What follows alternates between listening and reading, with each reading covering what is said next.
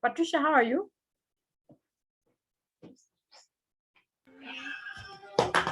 I'm fine. Okay. How are you? Mzuri. Nasikia wewe uko breakfast.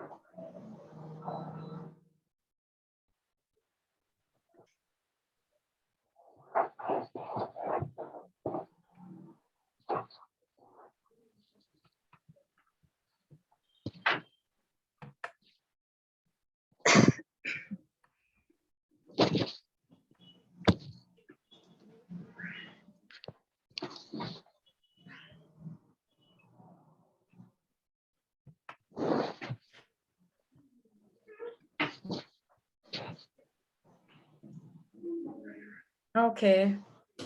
Prudence, morning. Morning, how are you?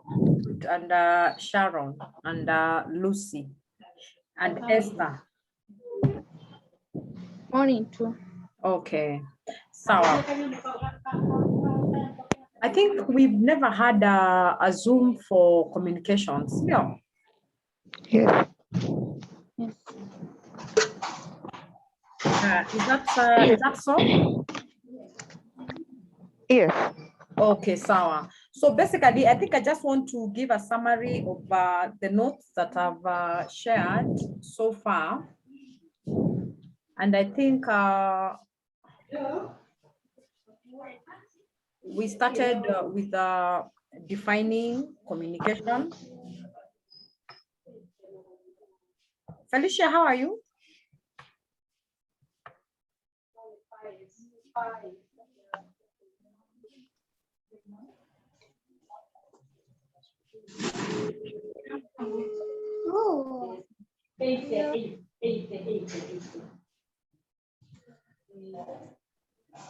Felicia, morning.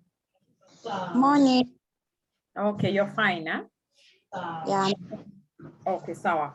So I want to share just a summary of the notes that I've shared so far on communication. And the first thing that we did was to be able to define what communication is, where we said it's just a process of passing information from a sender to a receiver through a medium with an intention of getting feedback. Yeah, so the essence behind communication is the feedback that we get, and the feedback actually completes the communication process. And I think I also shared some notes on why it is important to communicate, or the importance of communication to an organization. Why is it important to communicate? What happens if you don't communicate in an organization? And we said one of the most important, one of why it is important to communicate is because communication enhances or harmonizes the relationship that we have different people who work in that organization. We also say that communication helps in decision making, because until people, I prefer you mute your mics.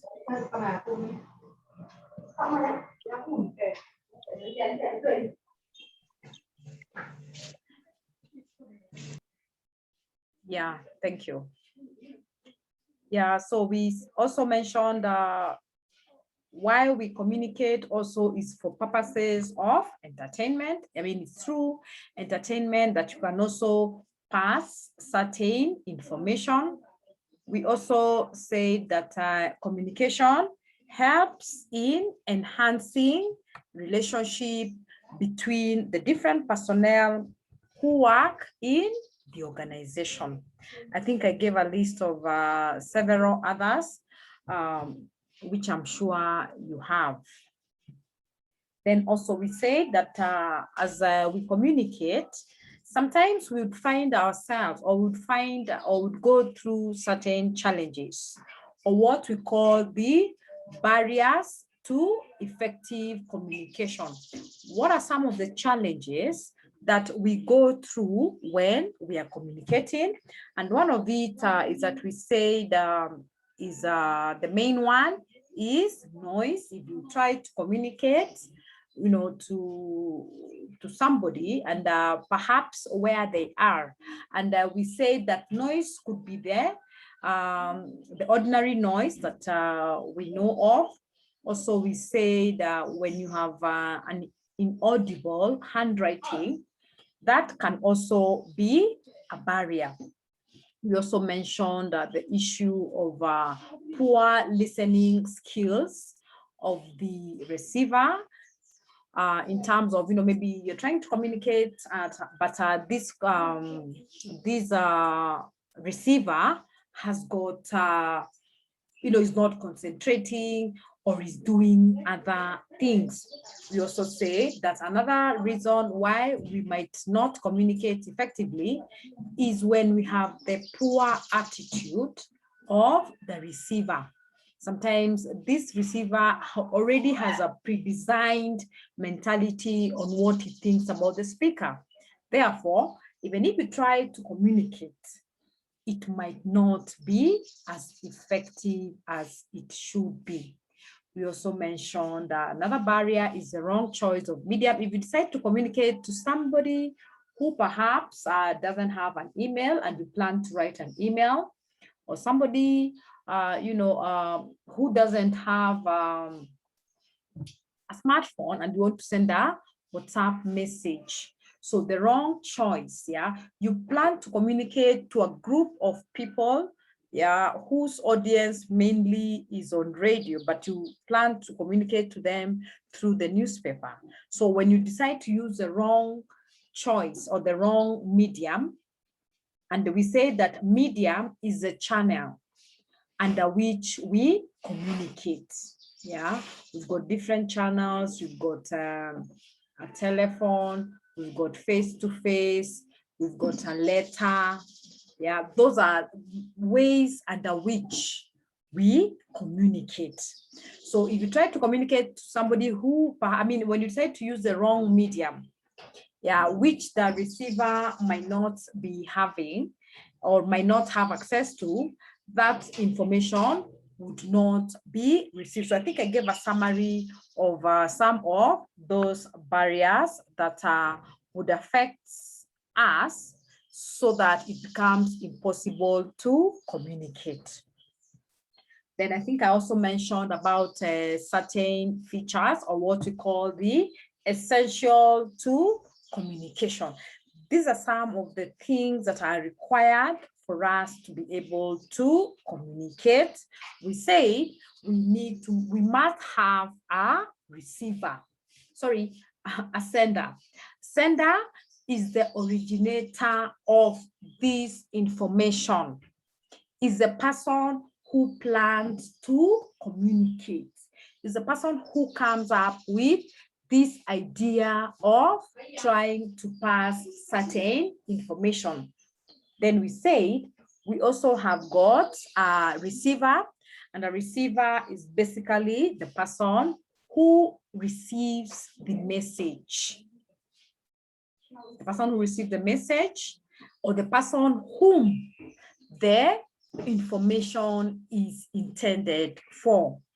We also have got the message itself, which we say that the message is just the content of the information that you plan to pass or you plan to share. Then we have the medium. Now, medium is a channel under which we use to pass that information. Now, medium, we have, I can decide to make a call. I can decide to write an email. I can decide to write a letter. I can decide to write a report. Yeah, I can decide to use a billboard. I can decide to use a poster. Yeah, those are the medium or different channels that we use when we are communicating. And lastly, we have feedback. And we said, when we're defining communication, we say that it is a process. Yeah, so that process must end with feedback, because it is only through feedback that we complete the communication process. So feedback is very important because it enables the sender to know if the message has been understood. Also, it enables the sender to know if the message was received as it was supposed to. It also enables the sender to plan for other subsequent messages if need be. So feedback completes the communication process. So we've got the communication process, which we say it originates from the sender, from the sender to the receiver through a medium and with an intention of getting, so it is normally a circle, a sender, then a receiver, then the message, then the channel, and now the feedback. So it's normally a circle, and that is a communication process. Then from there, we went into the different forms of communication. Now, I think under these forms of communication, this is where we mentioned about, just a second.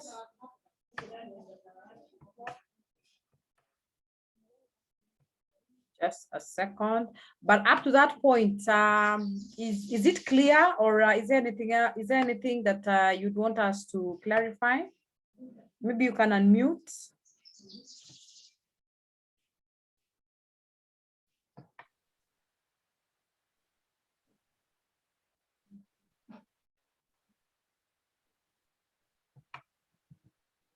Anything, Prudence, is it clear? Is there anything that you'd want us to clarify?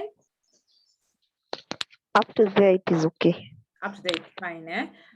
Felicia? Up to there, it's fine too. Okay. Esther? I'm okay. Okay. Sharon and Lucy? I'm okay with that. Okay. And Lucy? Lucy, morning.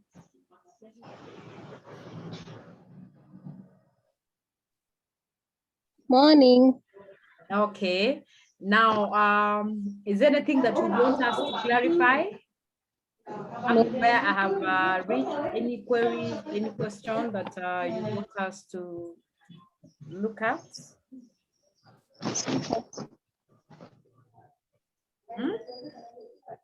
So far, so good.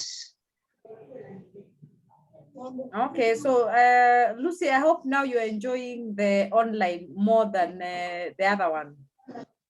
Yes. Okay. Yes. At least I'm able to understand. Yeah. I'm able to understand. Okay. Yes. All right. So that's fine. So I think I'll continue from there.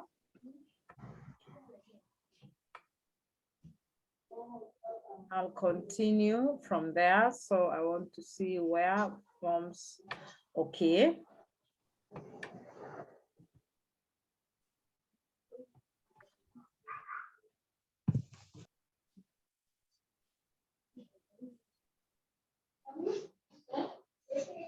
So up to there, I think the next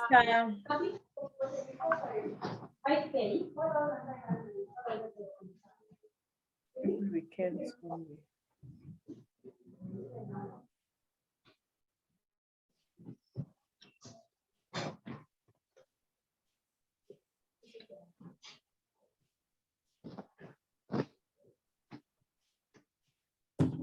So I think from there, we went to this part where we were talking about the forms of communication, where we say we've got different forms of communication. And these forms have got their own advantages and also their own disadvantages. And the reason why we are giving you this form, or why we want you, I think, I don't know who's who is please mute. Esther, mute, yeah. So we spoke about the different forms of communication, and the reason why we share this, why it is important for you to know, it is because as a result of getting to know this, you might choose the most appropriate method or the most appropriate form of communication, so that you know, yeah, so that you know when you choose this form of communication, the message that you're planning to share will definitely reach the intended, or it's going to achieve its objective. So we're only getting to share this information or to empower you with this information so that you can make an informed choice on the form of communication that you choose to use. So when we share these, it is only meant to help you to choose the most appropriate method of communication. So we mentioned about the different forms, where we said we had the oral communication. Now, oral communication basically refers to communication through spoken words, like what we are doing now. Yeah, we are communicating orally. Yeah, it is communication through spoken words. And an example of that is through the face-to-face, like what you're having now. It can also be through a telephone. It can also be through an interview. I'm sure most of us have gone for interviews, and when you go for an interview, it's normally an oral. But sometimes this interview, they'll ask you, they'll let you know whether it's going to be oral or written interview.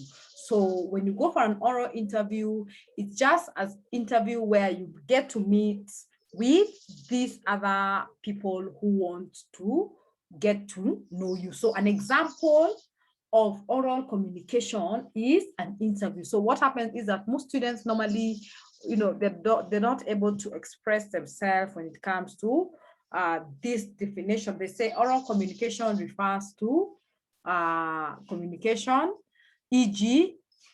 face-to-face. No, face-to-face is an example. So oral stroke verbal communication is communication through spoken words.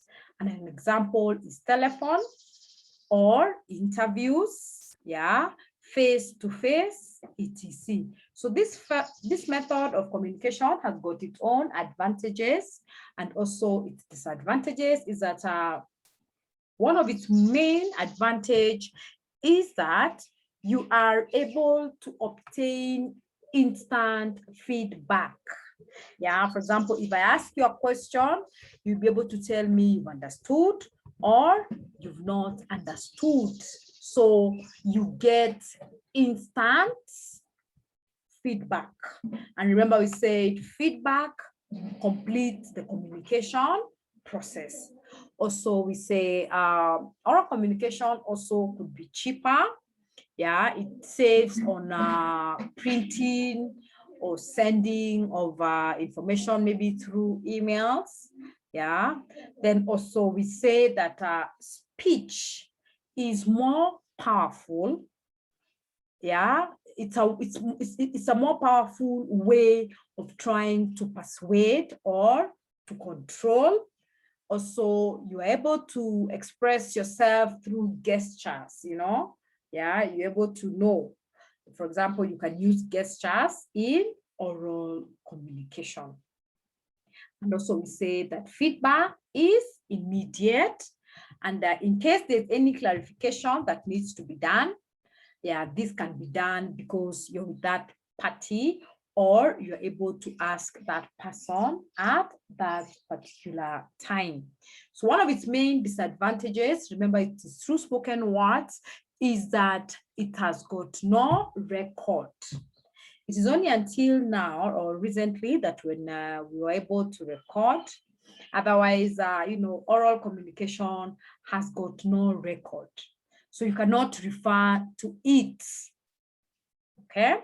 Then also this method is not used for lengthy messages. It is only meant to communicate very brief instructions.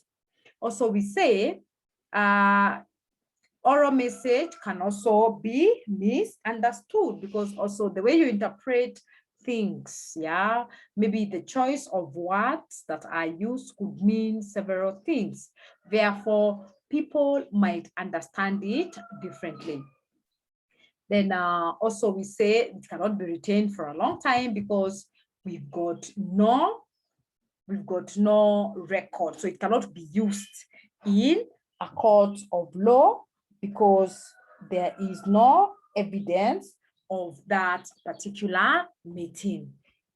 Okay, so what is important for you to note? Yeah, what is important for you to note when you're giving or when you're giving information, or when you decide to communicate through oral communication, is that you need to pronounce the words correctly. I know we all come from different backgrounds. Yeah, so it is important for you to be able to pronounce the words correctly. Yeah, also select a suitable time that you plan to give that information. For example, when you're called for an interview, you call for an interview during a specific time, yeah? So ensure that when you're calling, perhaps you're calling somebody for a meeting or you're calling them for an interview, ensure that you give them clear instructions on the time, yeah? Also ensure that you only give relevant information. Don't get out of the content. So you must prepare your message effectively before you give it orally. Also, allow questions from your listener in case somebody needs clarification, in case somebody has a question. Yeah, allow that so that you're able to be sure that the information that you're giving is being understood. Also, we are told sometimes you might find yourself having, people are different, and people also understand things at different levels. Therefore, you might find yourself having to repeat certain instructions that could be a bit complicated. Okay. Yeah, so what are some of the channels that we use for oral communication? One of it is what we call the face-to-face, like the one we normally have when you're in school. Yeah, and like now during Corona, we normally have what you call the face-to-face. Face-to-face is, yeah, when you're able to see this person on the other side. That's what we call the face-to-face communication, or it's a process under which we pass information when both the receiver and the sender are physically close to each other. Okay, yeah, so we also have got telephone conversation. This is oral, but it's not face-to-face. It is oral because you can hear the spoken words, but you cannot see the person. Yeah, so face-to-face brings these people physically together, as in they could be in the same place, yeah, at that particular time. So what are some of the advantages of this method of communication? Is that you are able to know, yeah, it's got a lot to do with the facial expression and gestures, which also facilitate better communication. You are able to read the gestures, and therefore you're able to understand what this person exactly wants or what they need to know. Also, it allows for prompt and instant feedback. Remember, you're with this person, therefore, in case there's any clarification that needs to be done, this can be gotten immediately. Also, we say it provides two parties to adjust for better or to clarify issues promptly, because remember, these people are together, therefore, in case there's any clarification, in case there's any issue that needs to be addressed, that can be done at that particular time. So, however, it's got its own disadvantages, and one of its own disadvantages is that it is difficult to practice in large organizations, especially where departments are located at a distance. So what they're trying to tell us is, when you have got this face-to-face, yeah, it might not be practical, yeah, if you're working in an organization which is quite huge, and this organization has got several departments which are not all at the same place. There could be other different rooms. Also, it is ineffective when you're communicating to parties that have got the preformed attitude. So remember, I said one of the main barriers to effective communication is a poor attitude of the receiver. So when you're communicating to people who already have a pre-designed mentality, yeah, you may not be effective. And also, it is not effective if the listener is not listening. I mean, if the receiver is not listening. For example, I'm trying to share information to you, but you're not listening, or your mind is not there.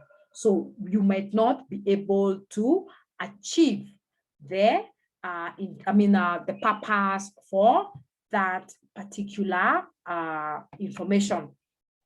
And one of the the examples of face-to-face, we have got the telephone, yeah, we've got the radio broadcasts, we've got interviews, we also have got the group discussions, meeting, conferences, and seminars. Those are some of the examples of oral communication, okay, which we say it is communication through spoken words. Then we've got the non-verbal communication. Now, non-verbal communication is not, when you hear non-verbal, means there's no talking. Yeah, it is basically communication through the body language. Yeah, so this is communication through without the use of words. Yeah, this could be through silence. Okay, it can also be through body language. And also remember, it can also be through written communication, because when you're writing a letter, there's no information, there's no use of words. It is silence. So an example of a non-verbal is silence. Yeah, so silence is one of the most ways of non-verbal communication. And silence can express several things. It can express acceptance, yeah, refusal. When you go somewhere and people are quiet, yeah, so you don't know whether they're accepting you, yeah, or whether they are trying to reject you or to disapprove you, or they're just angry, or they have no interest. So silence also is used to communicate. And despite the fact that, it is a way of communication, we are being told that under the same, we've got also the body language. Now, body language is through gestures. Yeah, like for example, when I hold my hand like this, when I put my hand like this, when I nod, when I raise my eyes, I'm trying to express something. Yeah, I'm trying to communicate something. Yeah, when I yawn. Yeah, so this is ways of these are some of the ways under which we communicate. Yeah, not through spoken words, but we are able to communicate or share certain communication or certain information. Then we've got the written communication. Now, this is basically through writing, this passing on information through writing, and the receiver has to read the message for them to understand. And the main examples of written communication, we've got letters, we've got memos, we've got minutes, we've got reports, we've got notices, etc. Now we shall go into details of business correspondences. Yeah, I'll also take you through how to write professional letters, how to write memos, how to write minutes, reports, etc. So these are just examples, but we shall get into the details of getting to know how to write them. Then we've got the advantages of written communication, of written. So I think this thing will end in a few, I don't know how long, in 5 minutes. Yeah. So I think once it ends, I'll just ask you guys, you can just log in maybe after like another 10 minutes. So advantages of written communication is that it is accurate and precise. Also, we say there is record. You can always refer to it. Yeah, so meaning it has got a permanent record. It is also a legal document that can be used in a court of law. Yeah, it also has got wide access. The disadvantages is that we say it is time consuming, because by the time you sit down to write a letter or to write a report or to write minutes, that could also take up time. It is also expensive in terms of cost, because you have to write a letter, you must write it, you must send it to the post office, you must pay for the postage, the stamps, etc. We also say that since this is something that is written, you're not able to get immediate feedback. And therefore, we cannot clarify. You can only clarify after you have received and perhaps gotten the message. Yeah, so there's no immediate clarification. Also, you can only communicate through writing to people who are literate or people who can read and write.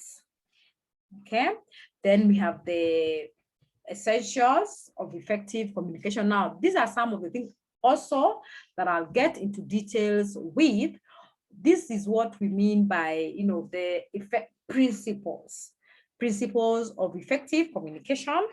Yeah, what is it that you need to do before you communicate? Ensure that your message is clear, ensure that it is complete, also ensure that it's courteous, it's correct. We call it the 6 C's. So I will share with you notes on these principles at some point. Then the other method is the body or the facial expression, rolling, winking, frowning, twisting the lips, movement of the hand, etc. We also have got the visual communication. Now, visual communication is communication through graphs, pictures, posters, slides, etc. We also have got the audio visual. Now, the audio visual is an example of the TV or the billboards. We've got electronic communication. Yeah, this is maybe through the internet, banking, yeah, the electronic e-ticketing, etc. So those are the different forms of communication. Now I'll get into the details of now the part of speech, yeah, in the next audio. I mean the next video, because this one I think my time is running out. So I think I will end this video, and then maybe, because you know why I'm telling you to come back after 10 minutes is because when you end the video, you need to give it time to download, yeah, for it to be converted into I mean, for you to be able to convert it to something that you can be able to listen to. So that I ask you for 10 minutes for us to be able to, for me to be able to generate this particular video, for me to be able to upload it on your portal. Okay, so I'll see you maybe back after 10 minutes. Yeah, thanks. Or is there any clarification before we have got less than 1 minute? Anything up to that point?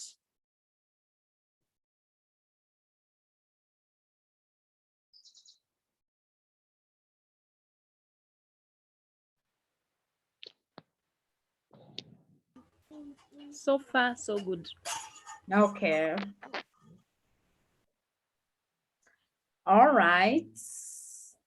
Esther?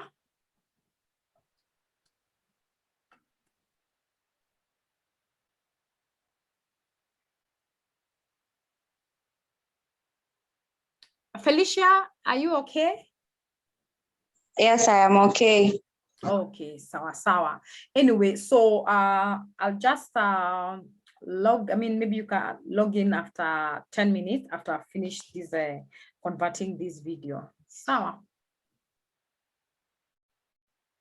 Sawa. Okay, thank you.